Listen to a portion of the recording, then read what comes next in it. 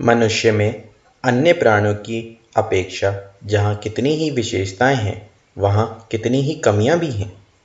एक सबसे बड़ी कमी ये है कि पशु पक्षियों के बच्चे बिना किसी के सिखाए अपनी जीवनचर्या की बातें अपने आप सीख जाते हैं, पर मनुष्य का बालक ऐसा नहीं करता है।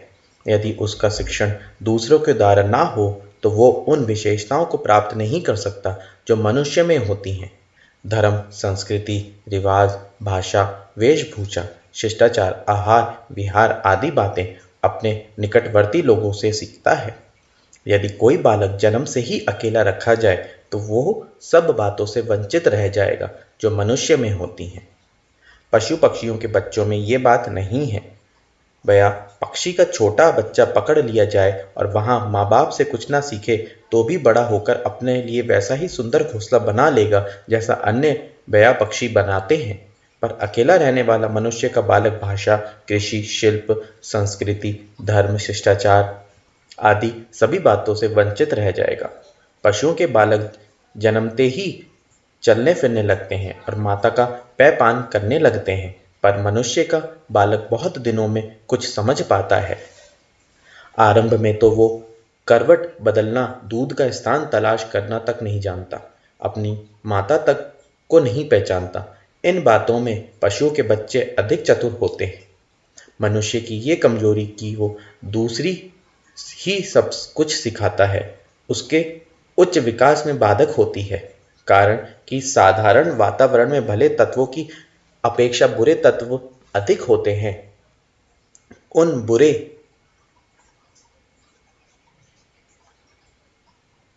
तत्वों में ऐसा आकर्षण होता है कि बच्चे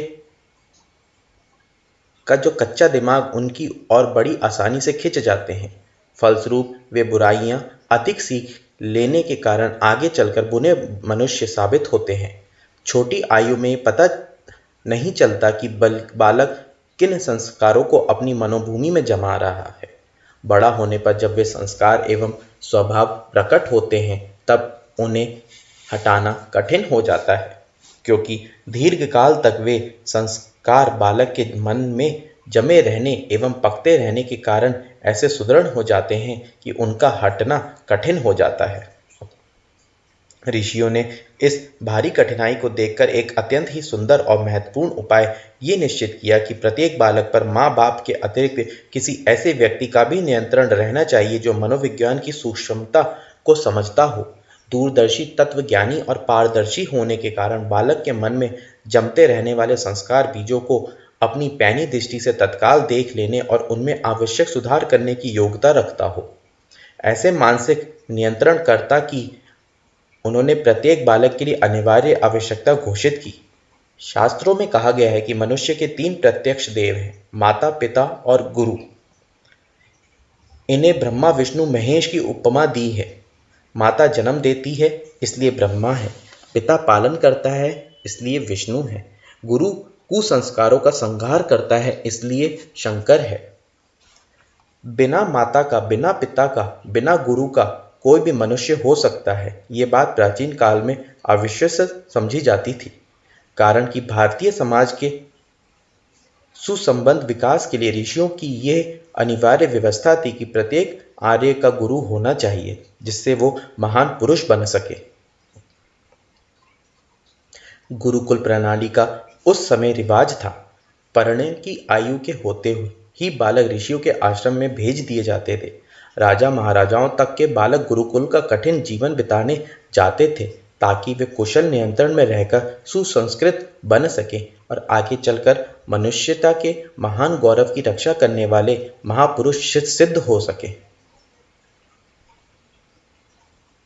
मैं अमूक आचार्य का शिष्य हूँ, ये बात बड़े गौरव के साथ कही जाती है। मनुष्य का मस्तिष्क एक बगीचे के समान होता है। इसमें नाना प्रकार के मनोभाव, विचार, संकल्प, इच्छा, वासना, योजना रूपी वृक्ष उगते हैं। उनमें से कितने ही आवश्यक और कितने ही अनावश्यक होते हैं। बगीचे में कितने ही पौधे झाड़ झंगाड़ के अपने आप उग जाते हैं। वे बड़े तो बगीचे को नष्ट कर सकते हैं, इसलिए माली उन्हें उखाड़ देता है और दूर दूर से लाकर अच्छे अच्छे बीज उनमें बोता है। गुरु अपने शिष्य के मस्तिष्क रूपी बगीचे का माली होता है।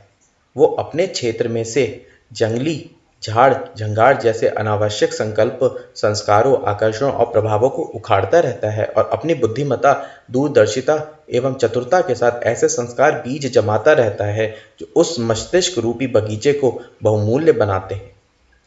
कोई व्यक्ति ये सोच के कि मैं स्वयं ही अपना आत्मनिर्माण करूंगा, अपने आप अपने को सुसंस्कृत बनाऊंगा, मुझे किसी गुरु की आवश्यकता नहीं, तो ऐसा किया जा सकता है। आत्मा में अनंत शक्ति है, अपना कल्याण करने की शक्ति उसमें मौजूद है, परंतु ऐसे प्रयत्नों में कोई मानवीय व्यक्ति ही सफल होते हैं। सर्वसाधारण के लिए ये बात बहुत कष्ट साध्य है। कई सुयोग्य व्यक्ति भी आत्मनिरीक्षण में सफल नहीं होते। हम दूसरों की जैसी अच्छी आलोचना कर सकते हैं, दूसरों को जैसी नेक सलाह दे सकते हैं, वैसे अपने लिए नहीं कर पाते। कारण यह है कि अपने संबंध में आप निर्णय करना कठिन होता है। समुचित बौद्धिक विकास की सुव्यवस्था के लिए गुरु की नियुक्ति को भारतीय धर्म में आवश्यक माना गया है। इससे मनुष्य की विचारधारा, स्वभाव, संस्कार, गुण, प्रकृति, आदतें, इच्छाएं, महत्वाकांक्षाएं, कार्य पद्धति आदि का प्रभाव उत्तम दिशा में होता है और मनुष्य अपने आप में संतुष्ट, प्रसन्न, पवित्र और पश्चिमी रहकर दूसरों को अपनी उदारता तथा सद्व्यवहार में सुख पहुंचा सकता है। इस प्रकार के सुसंस्कृत मनुष्य जिस समाज में, जिस देश में अधिक होंगे, वहाँ निश्चयपूर्वक सुख शांति की सुव्यवस्था की, पारस्परिक सहयोग की, प्रेम की, साथ ही सहयोग की बहुलता रहेगी। हमारा पूर्व इतिहास साक्षी है कि सुसंस्कारित मस्तिष्क के भारतीय महापुरुषों ने कैसे महान कार्य किए थे और इस भूमि पर किस प्रकार स्वर्ग को अवतरित कर दिया था। आजकल ये प्रथा टूट चली है। गुरु कहलाने के अधिकारी व्यक्तियों का मिलना मुश्किल है। जिसमें गुरु बनने की योग्यता है, वे अपने व्यक्तिगत, आत्मिक या भौतिक लाभों के संपादन में लगे हुए हैं। लोक सेवा एवं राष्ट्र निर्माण की रचनात्मक प्रवृत्ति की ओर, सुसंस्कृत बनाने का उत्तरदायित्व सिर पर लेने की ओर उनका ध्यान नहीं है। वे इससे स्वल्प लाभ, अधिक झंझट और भारी बोझ अनुभव करते हैं। इसकी अपेक्षा वे दूसरे सरल तरीकों से अधिक धन और यश कमा लेने के मार्ग जब सामने देखते हैं तो गुरु का गहन उत्तरदायित्व ओढ़ने में कन्नी काट जाते हैं। दूसरी ओर ऐसे अयोग्य व्यक्ति जिनका चरित्र, ज्ञान, अनुभव, विवेक, तप आदि कुछ भी नहीं है, जिनमें दूसरों को सुसंस्कृत बनाने की क्षमता भी नहीं है, जो अपने आप को सुसंस्कृत नहीं बना सके, जो अपना निर्माण नहीं कर सके, ऐसे लोग पैर पुजाने और दक्षिणा लेने के लोभ में कान फूंकने लगे, खुशामद, दीनता और भिक्षा विरक्ति का आश्रय लेने लगे। जिस काम को कुपात्र लोग हाथ में ले लेते हैं, वो अच्छा काम भी बदनाम हो जाता है। ऋषियों के हाथ में जब तक गुरुतत्व था, तब तक उस पद की प्रतिष्ठा रही। आज जबकि कुपात्र, भिखारी और शूद्र लोग गुरु बनने का दुस्साहस करने लगे, तो वो महान पद ही बदनाम हो गया। आज गुरु या गुरु घंटाल शब्द किसी पुराने पापी या धूत राज के लिए प्रयुक्त किया जाता है।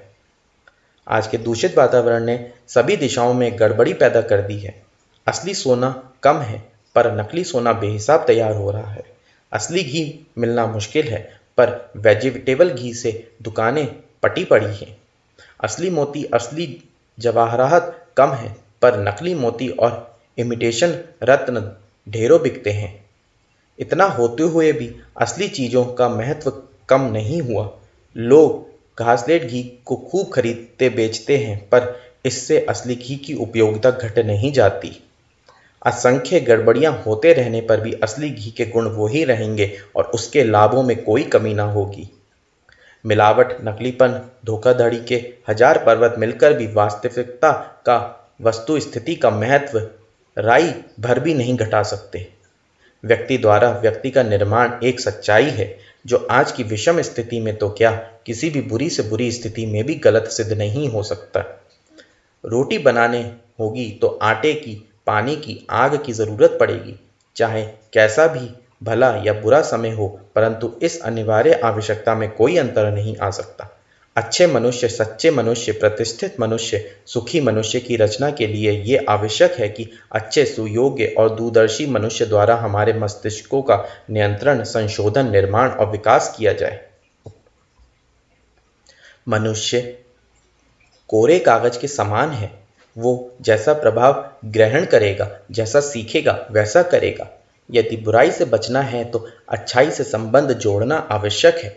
मनुष्य का मन खाली नहीं रह सकता। उसे अच्छाई का प्रकाश ना मिलेगा तो निश्चय ही उसे बुराई के अंधकार में रहना होगा।